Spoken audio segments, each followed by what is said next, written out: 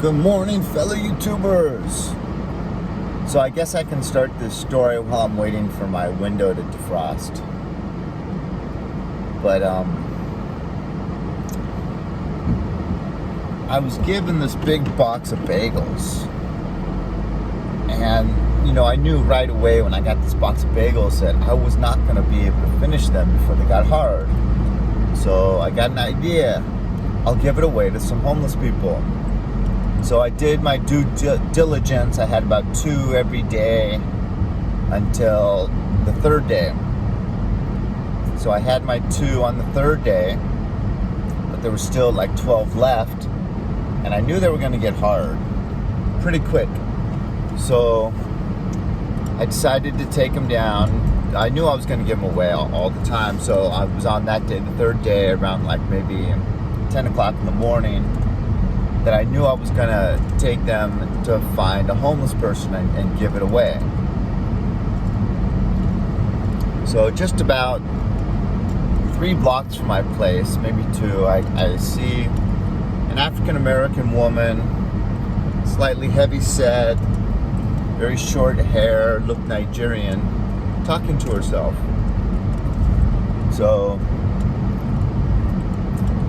I pull over about maybe 10 feet past her, and then I ask her if she would like some food.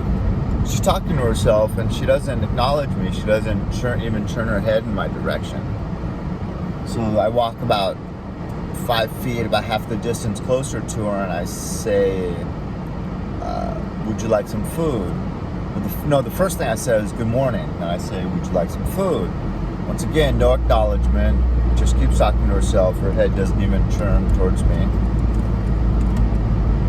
So I think, okay, maybe I need to find someone else.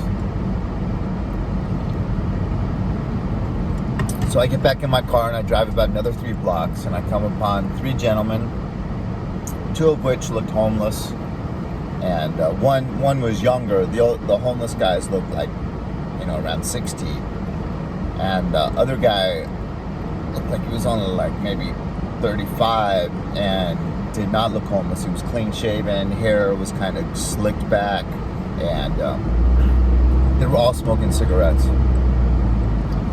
So when I approach them with this big box of bagels, I say, hey, would you guys like some bagels? The one of the homeless guys and that younger guy just stay completely silent. And then the 3rd guy that was sitting on a wall is the opposite. He's enthusiastic. He kind of quickly jumps off the wall and says, yeah, bagels. And I had put cream cheese in the box, a little container of cream cheese, and a butter knife, a real metal butter knife. So this guy starts to rip into it right then and there before I even say my little spiel about the Holy Spirit, our Jesus. And so, but I ask them at that point, I say, do you guys know the Lord? And there's not really a response except for the one guy, Rippy did to the box, yells out, exclaims, cream cheese. And so I try again. I say, do you guys have a relationship with Jesus? And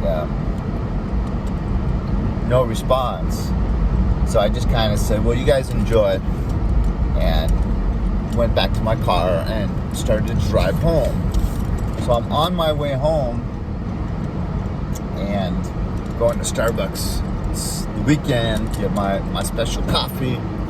So I'm driving home, and I see this African-American lady, and she is not talking to herself this time. And she looks directly at me with kind of like a hurt look or an angry look. And I felt bad.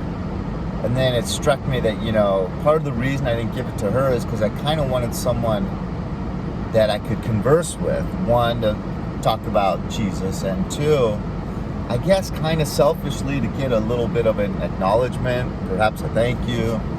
But that's not what charity's all about. So I don't think my heart was in the right place with that one feeling. So then I think, gosh, I should have given it to her. she is just as important to God as anyone else. It's not about me. But I had no more groceries at home. So I'm kind of feeling bad, like I should have given it to her. Those guys didn't really seem appreciative very much. So I'm like, oh well. I keep driving home, and then on my block, I share my block with a school, an elementary school, and right on the corner of where that elementary school is a grocery bag, and it looks like a bag of groceries. So I pull up next to it. I look in it, and sure enough, there's cereal and bread and crackers and a big can of soup. So I'm like, wow, wonderful. So I get back in my car and I drive back to that lady. And as I'm approaching her, she sees the bag in my hand, looks up at me and makes eye contact, and has this look now of like anticipation. And as soon as I started reaching that bag out to her, that hand, her right hand, came out quickly, grabbed the bag at the same time as a big smile came on her face. That's all I needed.